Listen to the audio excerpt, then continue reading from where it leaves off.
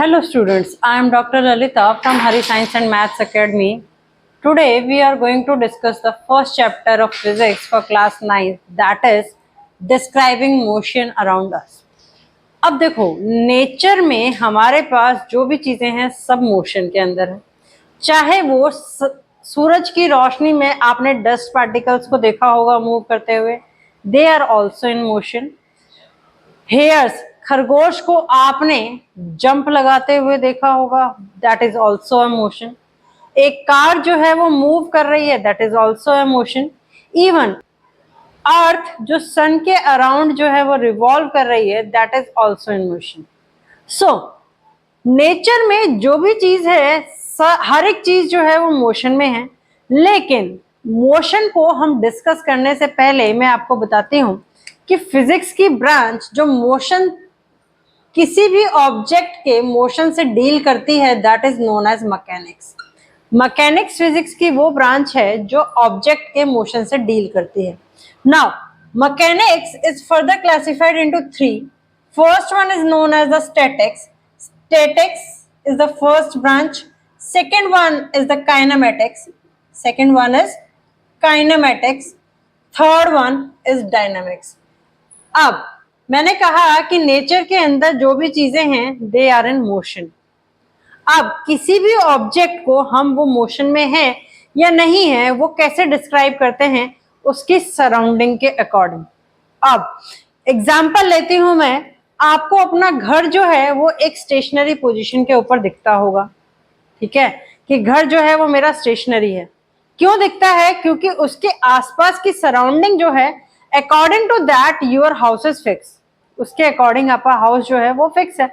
लेकिन आपका हाउस जो है वो अल्टीमेटली किस पे बना हुआ है? प्लैनेट अर्थ के ऊपर बना हुआ।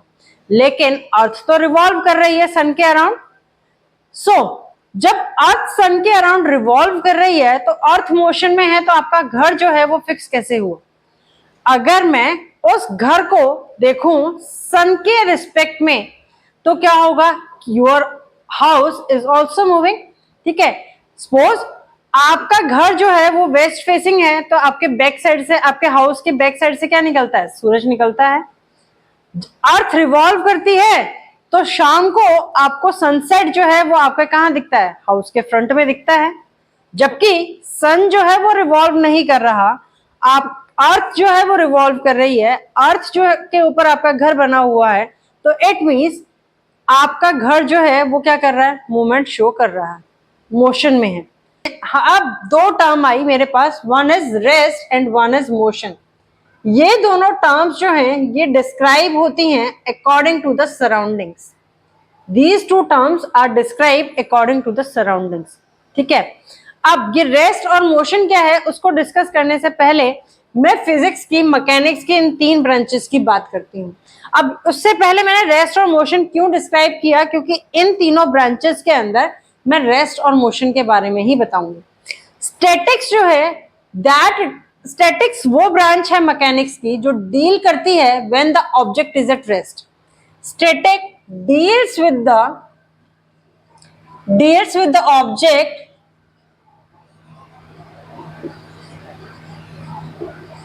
at rest.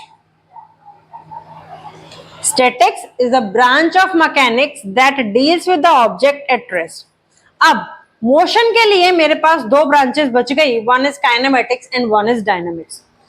काइनेमेटिक्स जो है deals with the object when the object is in motion, but वो ऑब्जेक्ट मोशन में किस वजह से आया या उसके पीछे क्या फोर्स एक्ट कर रहा है वो हम कंसिडर नहीं करते काइनेमेटिक्स के अंदर, ठीक है। डायनामिक्स में ऑब्जेक्ट जो है वो मोशन में तो आया, लेकिन किन कारणों की वजह से ऑब्जेक्ट मोशन में आया वो हम डिस्कस करते हैं डायनामिक्स के अंदर। जैसे कि मैंने बताया, काइनेमेटिक्स और डायनामिक्स दोनों डील करती हैं जब ऑब्जेक्ट आपका क्या होता है? मोशन में होता है। बट काइनेमेटिक्स में ऑब्जेक्ट मोशन में किस वजह से आया उस रीजन को हम स्टडी नहीं करते या उस कॉज को हम स्टडी नहीं करते, वाइल डायनामिक्स में हम उस कॉज को कंसिडर करते हैं कि किस वजह से ऑब्जेक्ट जो है वो मोशन में आया है। नाउ अब टू टर्म्स आती हैं, रेस्ट और मोशन। यहां पर जो लिखी मैंने, one is rest and one is motion. ये दोनों जो है ये रिलेटिव टर्म्स हैं। रिलेटिव टर्म्स का मतलब ये होता है कि एक दूसरे से जुड़ी हुई है, ठीक है। अब रेस्ट का मतलब है अगर कोई ऑब्जेक्ट जो है वो अपनी पोजीशन चेंज नहीं कर रहा with respect to the surrounding. If rest का मतलब है if a object relative to the surrounding, उसकी सराउंडिंग के आसपास, रिलेटिव उसकी सराउंडिंग के रिस्पेक्ट में अगर उसकी पोजीशन चेंज नहीं हो रही टाइम के साथ, तो that is known as rest. और अगर किसी ऑब्जेक्ट की उसकी सराउंडिंग के रिस्पेक्ट में पोजीशन चेंज हो रही है टाइम के साथ, तो that is known as motion. उसको क्या कहा जाता है? मोशन कहा जाता है। जैसे कि मैंने अभी एग्जांपल दिया कि अर्थ के ऊपर आपका क्या बना हुआ है? घर बना हुआ है। तो अगर मैं अर्थ के रिस्पेक्ट में देखूं तो आपके घर जो है वो क्या है? रेस्ट पोजीशन पे है। अगर मैं उसी हाउस को सन के रिस्पेक्ट में देखूं तो वो क्या है? आपका मोशन में। इसका मतलब ये हुआ कि अर्थ के ऊपर जो भी आपके ऑब्जेक्ट्स प्रेजेंट हैं, they are in motion relative to the sun. So absolute rest जैसी कोई भी चीज जो है या कोई टर्म जो है वो एग्जिस्ट नहीं करती। तभी मैंने कहा है कि रेस्ट और मोशन जो है वो क्या है? रिलेटिव टर्म्स है। Rest is if an object relative to the surrounding does not change its position with respect to time, then it is known as rest। ठीक है, तो उसको क्या कहा जाता है? रेस्ट कहा जाता है।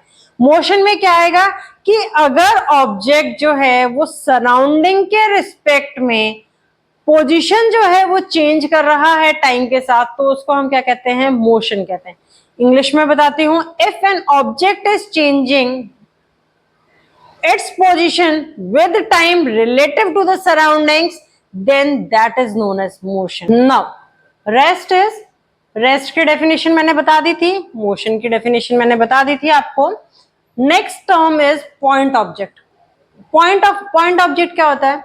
एक ऑब्जेक्ट ने जो डिस्टेंस ट्रेवल किया है वो बहुत ज्यादा है as compare to the size of the object, then that object is known as point object. अब आप सबको पता है कि अर्थ का साइज जो है वो क्या होता है? बहुत बड़ा है, ठीक है। उसका रेडियस भी, डायमीटर बहुत बड़ा है, ठीक है। लेकिन जब मैं अर्थ की रिवॉल्यूशन की बात करती हूं अराउंड द सन, तो वो डिस्टेंस उसके डायमीटर से भी क्या हो जाता है? बहुत बड़ा हो जाता है। तो उस रिस्पेक्ट में अगर हम बात करें तो earth is a point object. Earth जो है वो क्या बन गई? आपकी एक पॉइंट ऑब्जेक्ट बन गई। कहने का मतलब ये है, अब कार का साइज आप ले लो, कार का साइज भी आपका बड़ा होता है, लेकिन जब कार की अगर हम ट्रेवल की बात करते हैं इन टर्म्स ऑफ किलोमीटर्स, कि एक कार ने 100 किलोमीटर का जो है वो डिस्टेंस ट्रेवल किया, तो 100 किलोमीटर के कंपैरिजन में आपके कार का साइज जो होगा वो क्या होगा? About a point. क्या होगा? कुछ पॉइंट होगा। तो that, in that terms we can say that car is an point object. Car जो है वो क्या है? आपका एक पॉइंट ऑब्जेक्ट है। अब जब रेस्ट और मोशन की हमने बात की तो हम बात भी करेंगे किसकी? फ्रेम ऑफ रेफरेंस की। अब फ्रेम ऑफ रेफरेंस क्या है? मैंने कहा कि एक कार जो है वो आपकी ट्रेवल करी 100 किलोमीटर, या आपने अपने घर से जो है वो डिस्टेंस ट्रेवल किया 4 किलोमीटर का, तो उस केस में मैंने क्या कंसिडर कर लिया? आपके घर को आपका ओरिजिन कंसिडर कर लिया कि आपने कहां से 4 किलोमीटर का डिस्टेंस ट्रेवल किया? अपने घर से ट्रेवल किया, ठीक है। अब ऐसे ही मैंने कहा कि कार ने 100 किलोमीटर का डिस्टेंस जो है वो कवर किया।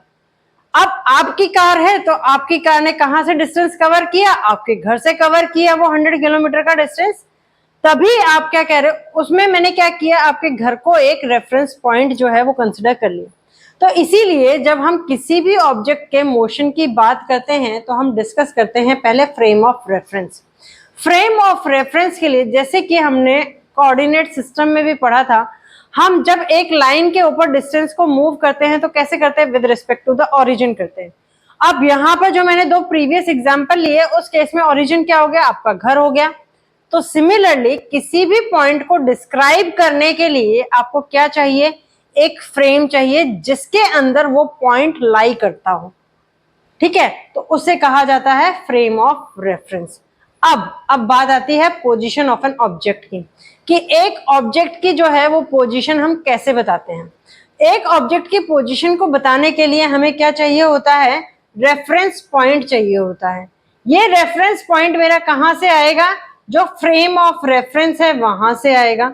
ठीक है, अब जब मैं मोशन इन स्ट्रेट लाइन की बात करती हूं तो ऑब्जेक्ट क्या है, एक स्ट्रेट लाइन के अंदर मूव कर रहा है।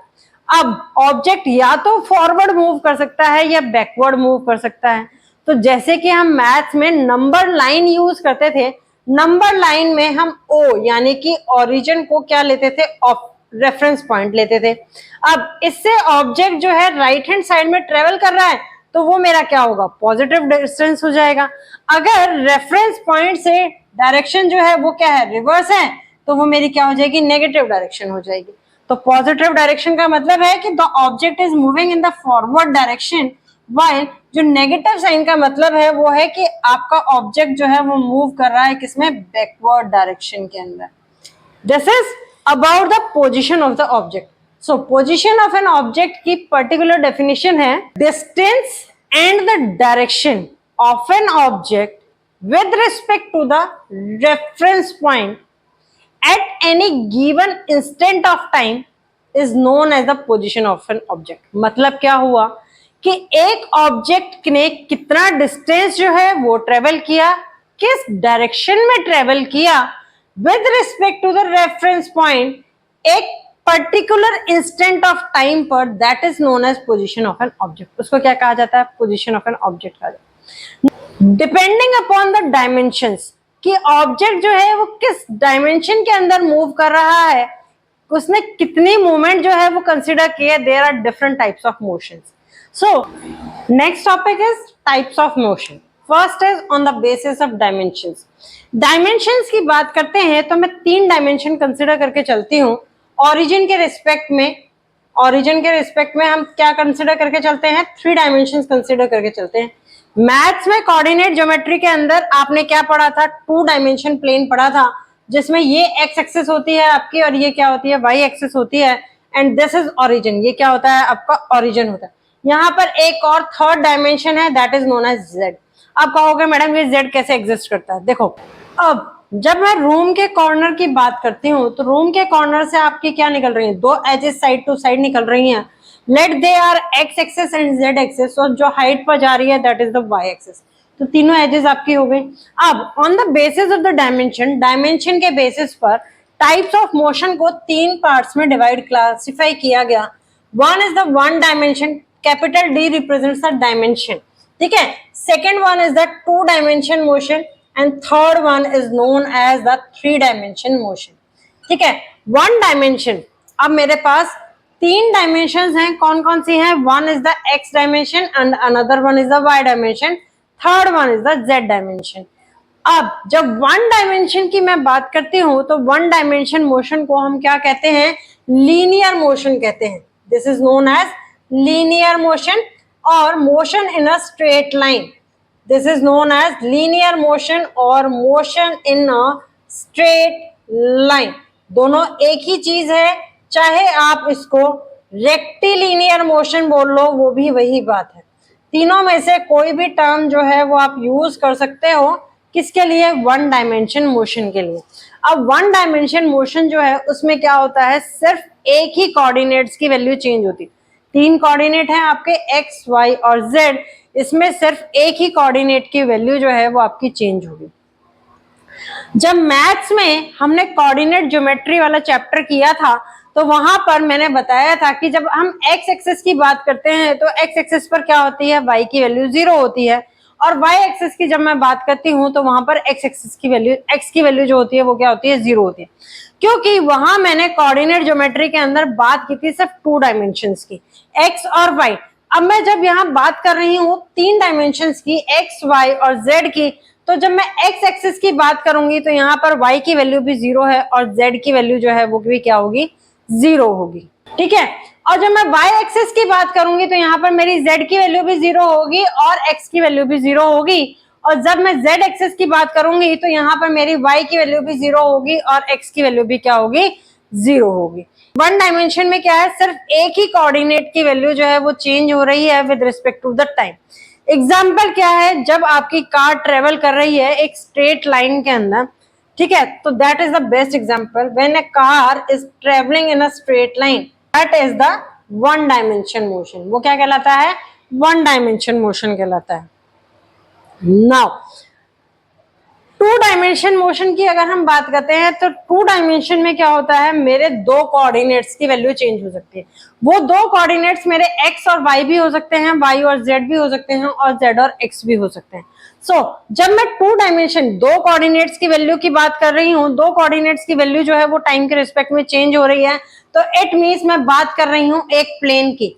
ये वाला प्लेन जो है, ठीक है, ये जो है एक्स वाई दो वैल्यू चेंज हो रही है, तो मैं किसकी बात कर रही हूँ? इस वाले प्लेन की बात कर रही हूँ। अगर मैं कहती हूँ वाई और जेड की वैल्यू चेंज हो रही है, तो मैं किसकी बात कर रही हूँ? इस वाले प्लेन की बात कर रही हूँ।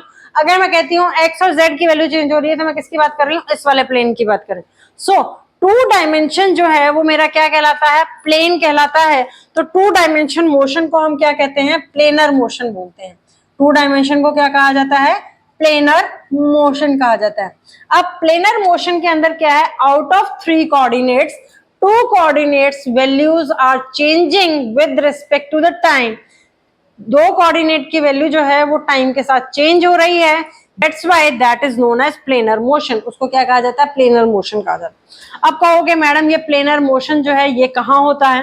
देखो, जब एक इंसेक्ट जो है कभी छिपकली को मूव करते हुए देखा, क्या वो एक स्ट्रेट लाइन में चलती है? लिजार्ड क्या है, वो कभी स्ट्रेट लाइन में मूव करती है? नहीं करती। That is moving in a zigzag pattern. वो एक जिगजैग पैटर्न के अंदर मूव करेगी। जिगजैग पैटर्न के अंदर अगर वो मूव करेगी, यहां पर मैंने वो ड्रॉ किया एक्स वाई प्लेन के अंदर।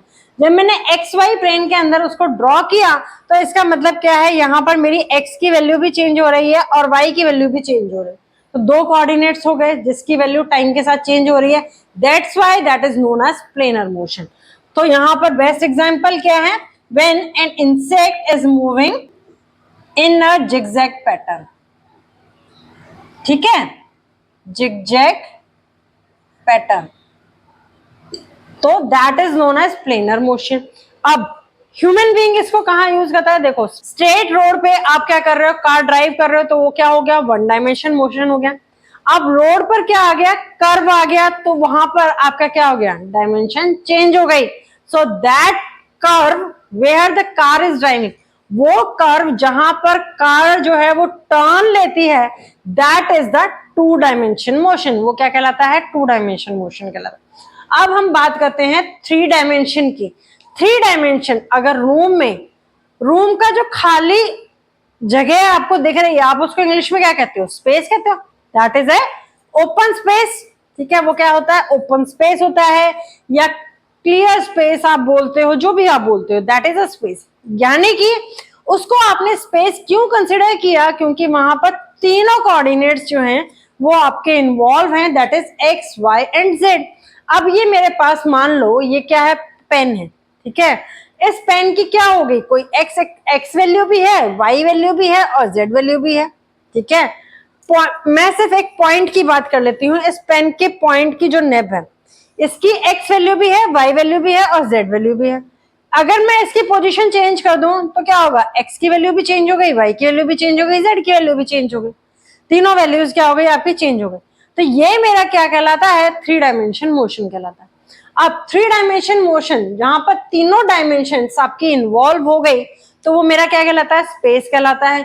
तो उस मोशन को मैं क्या कहती हूँ? Motion in a space. That is known as motion in a space. अब जहां पर तीनों कोऑर्डिनेट्स की वैल्यू टाइम के साथ चेंज हो रही है, that is known as three dimension motion, and और you can say it is motion in a space. अब इसका एग्जांपल क्या है? इसका बेस्ट एग्जांपल आप सबने अपनी लाइफ में यूज किया है, that is flying of a kite. ठीक है, flying of a kite is a best example of three dimension motion. आप जब काइट आप फ्लाई कर रहे हो, तो उसमें क्या है? आपकी पोजीशन जो है, दोनों पोजीशन चेंज हो रही है। ठीक है, एक्स एक्सिस की भी पोजीशन चेंज हो रही है, वाई एक्सिस की भी पोजीशन चेंज हो रही है, और उसकी हाइट भी कॉन्टिन्यूअसली चेंज हो रही है। सो that is the example of three dimension motion. ये तीनों टाइप के मोशन अभी, और यू कैन से another example is moving of a dust particle. जो सन रेज में आप डस्ट पार्टिकल की मूवमेंट देखते हो, that is also a three dimension motion. वो क्या है? Three dimension motion. जनरली जो थ्री डायमेंशन मोशन होता है they are random in nature. वो कैसा होता है? रेंडम इन नेचर होता है। नाउ डिपेंड, ये तीनों मोशंस की टाइप जो है वो हमने पढ़ी थी on the basis of dimensions. But तुमने इससे पहले ये टाइप तो नहीं पढ़ी। इससे पहले तो तुमने क्या पढ़ा है? लीनियर मोशन क्या होता है, रेक्टिलिनियर मोशन क्या होता है, कर्विलिनियर मोशन क्या होता है, हाँ वो भी पढ़ा है। तो अब हम अनदर टाइप ऑफ मोशन की बात करते हैं, that is depending upon the particle position या ऑब्जेक्ट पोजीशन। ऑब्जेक्ट की जो पोजीशन है वो कैसे चेंज हो रही है उसके अकॉर्डिंग जो है वो क्लासिफिकेशन है। So next type of motion is random motion. क्या होता है? जैसे कि नाम बता रहे, रैंडम मीन्स उसका ऑब्जेक्ट की मूवमेंट का कोई पाथ नहीं है, वो क्या कर रहा है? रैंडमली कहीं भी मूव कर सकता है। Means the path of the object is not definite. The path of the object movement is not definite, it is known as random motion. उसको क्या कहा जाता है? रैंडम मोशन कहा जाता है। जैसे कि विंड का ब्लो करना, डस्ट पार्टिकल्स का मूव करना, ठीक है, ये सारे क्या हैं? आपके रैंडम मोशन के एग्जांपल्स हैं। Next is translation motion. Translational motion जो है it is classified into two. One is known as the rectilinear motion, one is known as rectilinear motion and another is known as curvilinear motion। इसको क्या कहा जाता है? Another one को curvilinear motion. Rectilinear motion जो है वो क्या है? जब एक ही स्ट्रेट पाथ के अलोंग ऑब्जेक्ट मूव कर रहा है, that is known as rectilinear motion. उसको क्या कहते हैं? रेक्टिलिनियर मोशन बोलते हैं। ये आपका वन डायमेंशन होता है। वाइल कर्विलिनियर मोशन जो है वो आपका क्या होता है? जब ऑब्जेक्ट जो है वो एक कर्व के अलोंग मूव करे, that is known as curvilinear motion. Means जैसे कि अभी गाड़ी थी वो एक स्ट्रेट लाइन में जा रही थी, so this is rectilinear motion. ये कौन सा मोशन था? रेक्टिलिनियर मोशन था, क्योंकि गाड़ी जो मूव कर रही थी वो एक स्ट्रेट पाथ पे मूव कर रही थी। कर्विलिनियर मोशन, कर्विलिनियर मोशन जो है वो मेरा क्या हो सकता है? टू डायमेंशन भी हो सकता है और थ्री डायमेंशन भी हो सकता है। लेकिन रेक्टिलिनियर मोशन जो होता है it is the simplest form of the motion. ये क्या है? सिंपलेस्ट फॉर्म है किसकी?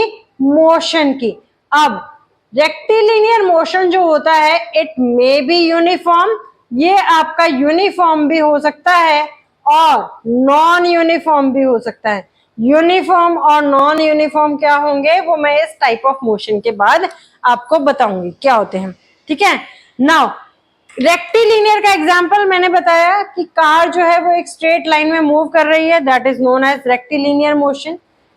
कर्विलिनियर मोशन क्या है? जब कार जो है वो आपकी एक कर्व पर मूव कर रही है, that is a curvilinear motion. Another example है जब एक बैट्समैन जो है वो सिक्सर मारता है, तो उस केस में जो पाथ बॉल फॉलो करती है that is an example of curvilinear motion.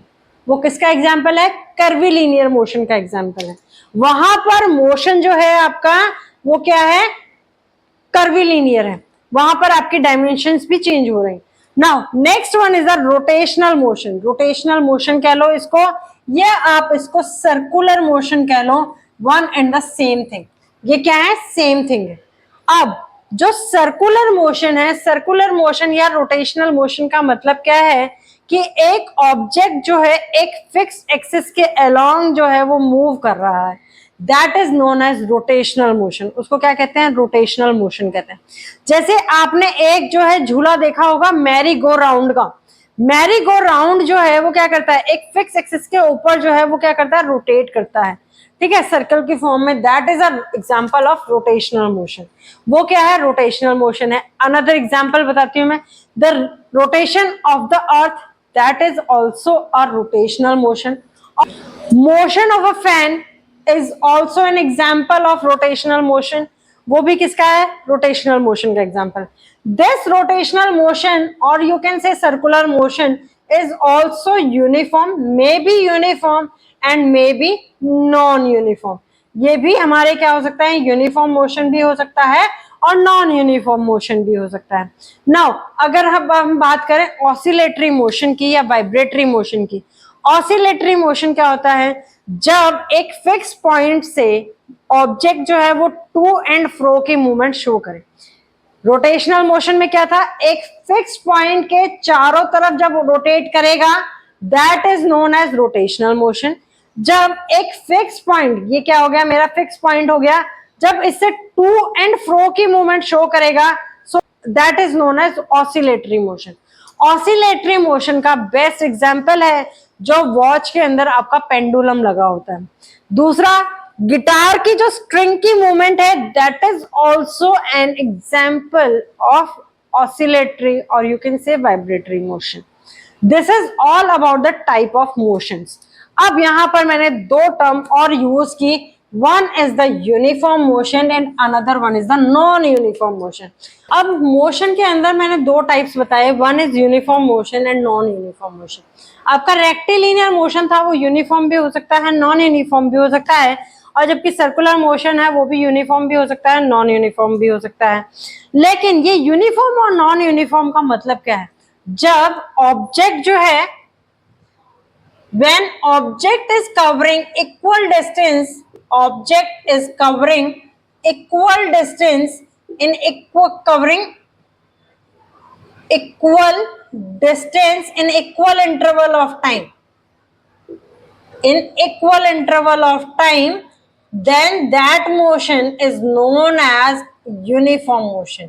ठीक है, तो हम उस मोशन को क्या कहते हैं, यूनिफॉर्म मोशन कहते हैं। मतलब क्या हुआ कि उसने इक्वल डिस्टेंस जो है वो कवर किया किसके अंदर, इक्वल इंटरवल ऑफ टाइम के अंदर। कहने का मतलब है, अगर मैं ग्राफ ड्रॉ करूंगी, क्या करूंगी, अगर मैं ग्राफ ड्रॉ करूंगी और यहां पर एक्स एक्सेस पर मैं टाइम लेती हूं और वाई एक्सेस पर मैं डिस्टेंस लेती हूं, और वो एक स्ट्रेट लाइन जो है इस तरीके की आती है, तो यहाँ पर मान लो ये क्या था, मेरे पास 1 था, 1 पर डिस्टेंस आ गया मेरा 10, और ये मेरा था 2, और 2 पर डिस्टेंस आ गया मेरा 20। तो यहाँ ये क्या आ रहा है मेरे पास, इक्वल डिस्टेंस आ रहा है इक्वल इंटरवल ऑफ टाइम पर। ठीक है, ये क्या आ रहा है मेरा, इक्वल डिस्टेंस आ रहा है इक्वल इंटरवल ऑफ टाइम पर। फर्स्ट वन, ये तो मेरा ओरिजिन होता ही है। ठीक है, यहाँ 4 है, 4 पर डिस्टेंस आ गया मेरा 40, तो ग्राफ के अकॉर्डिंग फर्स्ट सेकंड, यहाँ टाइम जो था मान लो वो सेकंड्स में था, और डिस्टेंस जो था मेरा वो मेरा किसके अंदर था, मीटर्स में था। तो मेरा क्या हुआ, फर्स्ट सेकंड के उसने अंदर उसने कितना डिस्टेंस कवर किया, 10 मीटर। फिर उसके बाद 1 सेकंड के अंदर उसने कितना डिस्टेंस कवर किया, 10 मीटर। फिर नेक्स्ट 1 सेकंड में उसने कितना डिस्टेंस कवर किया, 10 metre.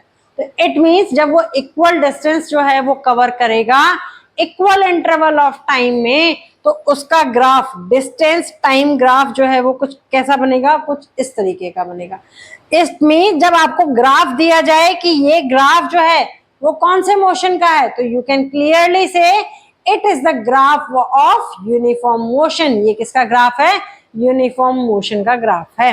Now non uniform motion की अगर हम बात करते हैं, तो नॉन यूनिफॉर्म मोशन में क्या होता है, object is covering unequal distance, covering unequal distance, unequal distance in equal interval of time।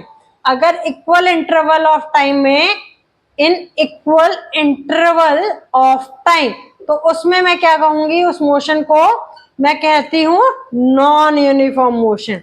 यानी कि क्या हुआ, सेम इंटरवल ऑफ टाइम में वो क्या कर रहा है, अलग अलग डिस्टेंस जो है वो कवर कर रहा है। प्रैक्टिकली क्या होता है, जब आप हाईवे पे मूव कर रहे हो और कोई ऑब्स्टेकल नहीं है, तो वहां पर आपका क्या होगा, यूनिफॉर्म मोशन होगा, राइट। लेकिन जब आप किसी हाईवे पे मूव नहीं कर रहे, कोई लोकल रोड है उस पर मूव कर रहे हो, तो आपकी गाड़ी कहीं तो चलेगी 100 मीटर 60 किलोमीटर पर आवर की स्पीड से, कहीं चलेगी वो 10 किलोमीटर पर आवर की स्पीड से। तो that motion is known as non uniform motion. उसको क्या कहा जाएगा, नॉन यूनिफॉर्म मोशन कहा जाएगा। तो इसका अगर मैं डिस्टेंस टाइम ग्राफ जो है वो ड्रॉ करूंगी, तो डिस्टेंस टाइम ग्राफ इसका कैसा होगा, this is time and this is distance. ये क्या है, डिस्टेंस। तो ये इसका ग्राफ कैसा हो सकता है मेरा, इस तरीके का भी हो सकता है, और इसका ग्राफ जो है मेरा वो किस तरीके का हो सकता है, वो इस तरीके का भी हो सकता है। मींस स्टार्टिंग में स्पीड जो है वो मेरी क्या कर गई, इंक्रीज कर गई, उसके बाद कांस्टेंट हो गई। यहाँ पर स्टार्टिंग में स्पीड जो थी वो कम थी और उसके बाद स्पीड मेरी एकदम से इंक्रीज कर गई। तो ये जो ग्राफ्स हैं मेरे पास, ये आते हैं नॉन यूनिफॉर्म मोशन के। मोशन की टर्मिनोलॉजीज को फर्दर स्टडी करने से पहले मेरे पास दो टर्म और है, one is scalar quantity and another one is vector quantity. Scalar quantity वो फिजिकल क्वांटिटीज हैं जिनको सिर्फ मैग्नीट्यूड की फॉर्म में डिस्क्राइब किया जाता है। तो scalar quantities are those physical quantities that are defined only using magnitude only. Those quantities are known as scalar quantities. उनको क्या कहा जाता है, scalar quantities कहा जाता है। Example is distance. Distance is a scalar quantity. अगर मैं कहूं कि एक गाड़ी ने 100 किलोमीटर का डिस्टेंस कवर किया तो वो 100 किलोमीटर किसी भी पॉइंट पर किसी भी डायरेक्शन में हो सकता है, नॉर्थ डायरेक्शन में, ईस्ट डायरेक्शन में, वेस्ट डायरेक्शन में और साउथ डायरेक्शन में। तो मैंने डायरेक्शन स्पेसिफाई नहीं की, तो that is the distance. Distance क्या होगा, आपकी एक स्केलर क्वांटिटी है। स्पीड जो है that is also a scalar quantity, वो भी क्या है, स्केलर क्वांटिटी है। मास जो है that is also a scalar quantity. Temperature जो है that is also a scalar quantity and many more physical quantities are there.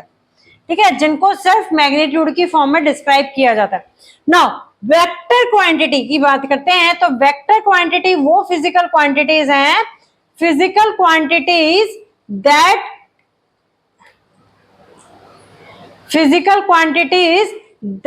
Are defined using magnitude.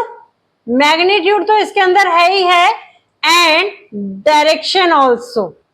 Magnitude and direction, those quantities are known as magnitude and direction, that quantities are known as vector quantities. उनको क्या कहा जाता है, vector quantities कहा जाता है। Example अगर मैं लूं इसका, तो that is the displacement is a vector quantity. ठीक है, velocity is a vector quantity. ठीक है, एक्सेलरेशन की बात करते हैं तो acceleration is a vector quantity, while अगर मैं फोर्स की बात करती हूं तो force is a vector quantity, and many more vector quantities are there.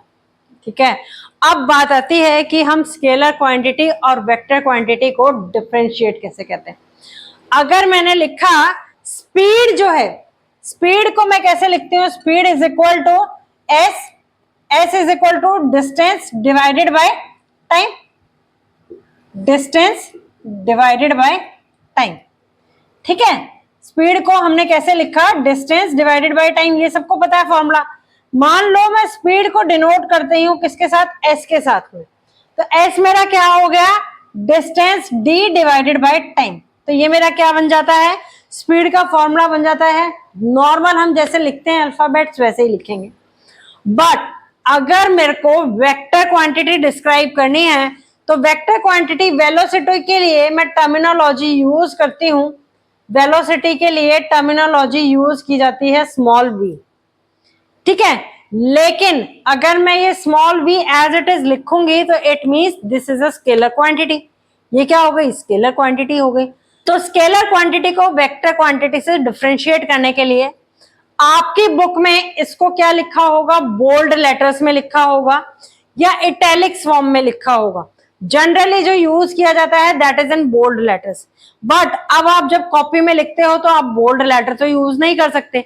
तो उस केस में हम वेक्टर क्वांटिटी को डिनोट करने के लिए क्या करते हैं, इसके ऊपर एक एरो का साइन लगाते हैं। एरो जो है वो ये इंडिकेट करता है कि इसकी डायरेक्शन भी है। एरो जो है वो आपका इंडिकेट करता है कि इसकी डायरेक्शन भी है। सो ये कंप्लीट जो है ये रिप्रेजेंट करेगा कि ये आपकी एक वेक्टर क्वांटिटी है। अब स्केलर क्वांटिटी और वेक्टर क्वांटिटी तो मैंने आपको बता दिया। Now the term that we are using most commonly is distance and displacement. अब डिस्टेंस और डिस्प्लेसमेंट की बात करते हैं. This is the last topic for today, that is distance and displacement. Now the term is distance and displacement. अब जैसे कि मैंने बताया, डिस्टेंस जो होती है वो क्या है, आपका एक स्केलर क्वांटिटी है. Distance is a scalar quantity while this displacement is a vector quantity. ये क्या है, वेक्टर क्वांटिटी है. अब दोनों क्वांटिटी वाइज तो हमारी क्या है, डिफरेंट है. एक है स्केलर, एक है वेक्टर क्वांटिटी. बट डिस्टेंस और डिस्प्लेसमेंट क्या अलग अलग चीजें हैं, बिल्कुल अलग अलग चीजें. डिस्टेंस, मान लो एक ऑब्जेक्ट है जो ए पॉइंट से मूव करता है और उसको जाना कहाँ है, बी पॉइंट पर जाना है. ठीक है. अब उसके पास एक रास्ता तो है कि वो ए से बी सीधा स्ट्रेट लाइन में मूव करे. दूसरा रास्ता क्या है, पहले वो ए से सी सिटी में जाए और सी सिटी से डी सिटी के अंदर जाए और फिर डी सिटी से बी सिटी के अंदर जाए.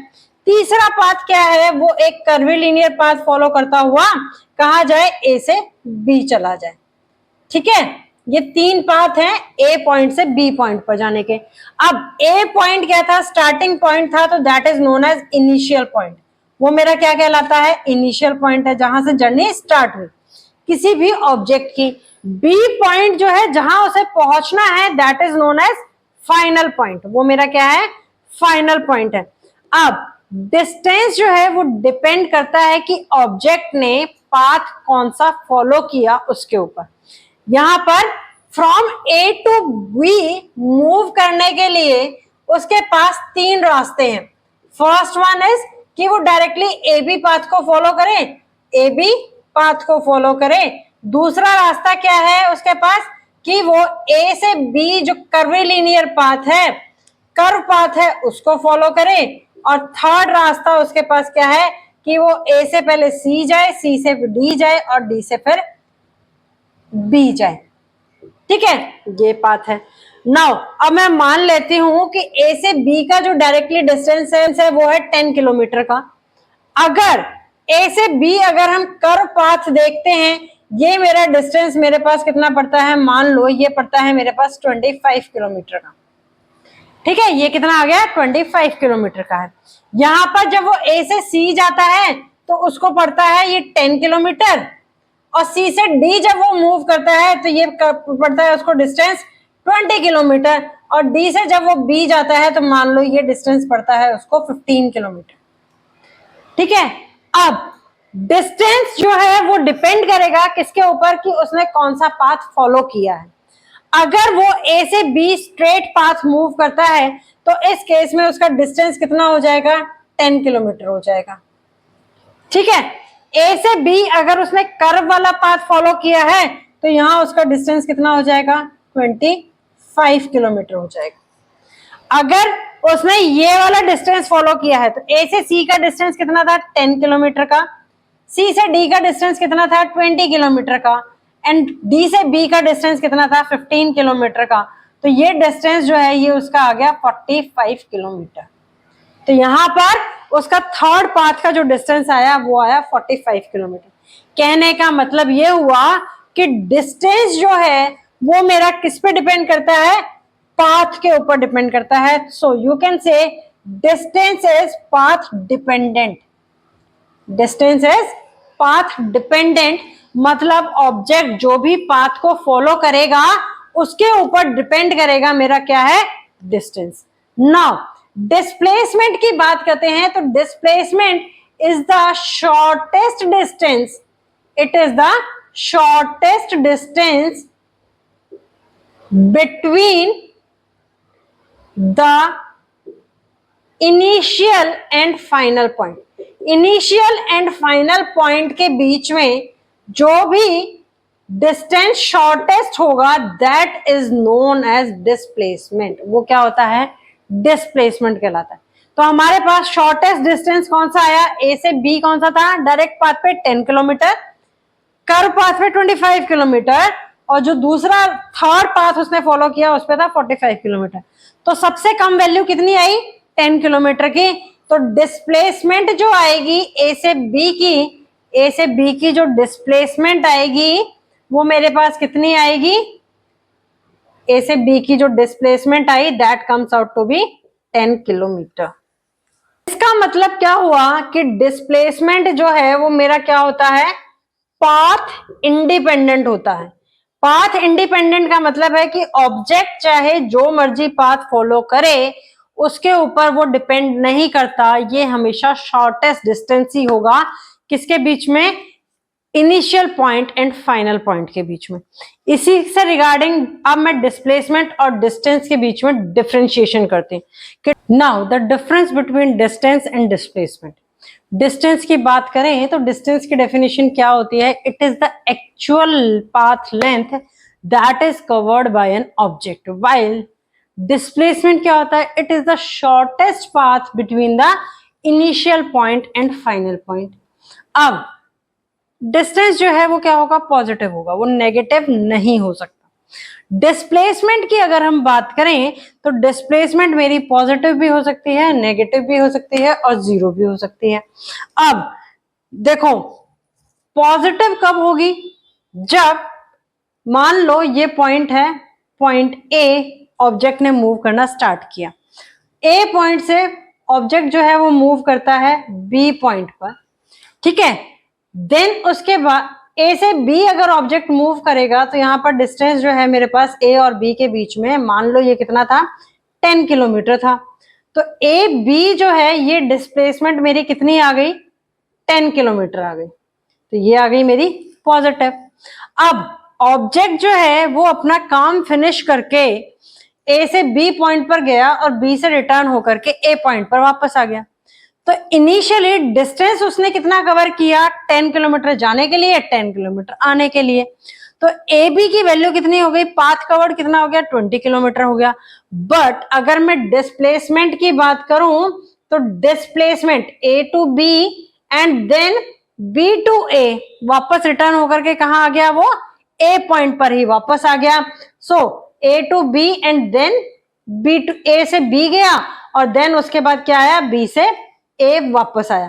तो यहां पर मेरा जो डिस्प्लेसमेंट आएगा वो क्या आएगा, 0 किलोमीटर आएगा, क्योंकि 10 किलोमीटर वो गया था और 10 किलोमीटर वो वापस आ गया। अब इसमें हम डायरेक्शन कैसे कंसिडर करते हैं, जिस पॉइंट से स्टार्ट होकर के मूवमेंट स्टार्ट हुई that direction is considered to be positive, उस डायरेक्शन को हम क्या करेंगे, पॉजिटिव कंसिडर करेंगे। अगर मूवमेंट उसके ऑपोजिट डायरेक्शन में है, जैसे ए से बी थी, ये डायरेक्शन मेरी क्या हो गई, पॉजिटिव हो गई। अब वापस ट्रेवल करके बी से ए आया तो वो डायरेक्शन मेरी क्या हो गई, नेगेटिव हो गई, ठीक है। तो यहां पर इसीलिए मेरा डिस्प्लेसमेंट जो आया था वो क्या आया, 0 किलोमीटर आया। नाउ अगर मैं बात करूं कि ऑब्जेक्ट जो है अब ए से बी गया, ऑब्जेक्ट ने ट्रेवल किया ए से बी देन बी टू सी, तो ए से बी का डिस्टेंस ये मान लो ये कितना है, 15 किलोमीटर है। कौन सा, ए से सी का डिस्टेंस, ठीक है। तो ए से बी का जो डिस्टेंस है वो मेरा कितना था, 10 किलोमीटर था, राइट। बी से सी का डिस्टेंस कितना हो गया, 10 किलोमीटर ये हो गया, 15 किलोमीटर ये हो गया। लेकिन इनिशियली मूवमेंट कौन से डायरेक्शन में थी, ए से बी वाली डायरेक्शन में थी, तो वो क्या हो गई, पॉजिटिव डायरेक्शन हो गई। अब बी से सी वाली जो डायरेक्शन है वो क्या हो गई, ऑपोजिट डायरेक्शन हो गई। तो यहां पर मैं लिखूंगी 10 किलोमीटर माइनस 25 किलोमीटर, तो आंसर मेरे पास आया डिस्प्लेसमेंट का, that is equal to minus 15 kilometre, minus 15 kilometre. Now moving to the third point.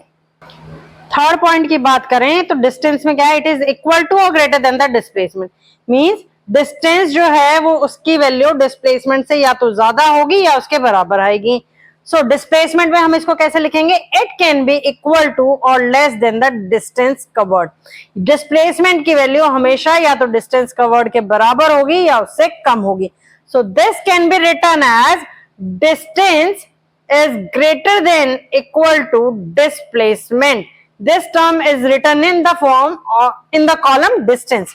अगर मैं displacement में लिखूंगी तो इसको reverse order में लिखना पड़ेगा। Now moving to the fourth point. Fourth point कहता है कि distance is a scalar quantity while displacement is a vector quantity. Now अब फिफ्थ पॉइंट पर मूव करते हैं। तो फिफ्थ पॉइंट में हमने पढ़ा था कि डिस्टेंस जो है वो मेरा क्या होता है, पाथ डिपेंडेंट होता है, while डिस्प्लेसमेंट जो होती है वो मेरी पाथ इंडिपेंडेंट होती है, क्योंकि ये शॉर्टेस्ट डिस्टेंस होता है between the initial point and the final point. This is all about the today's lecture. Still, if you are facing any difficulty in any of the question, you can post your query in the comment box. Tomorrow, I will meet you with a new topic. Till then, please like, share and subscribe the channel for the video notification. Your one share means a lot for the channel. Thank you.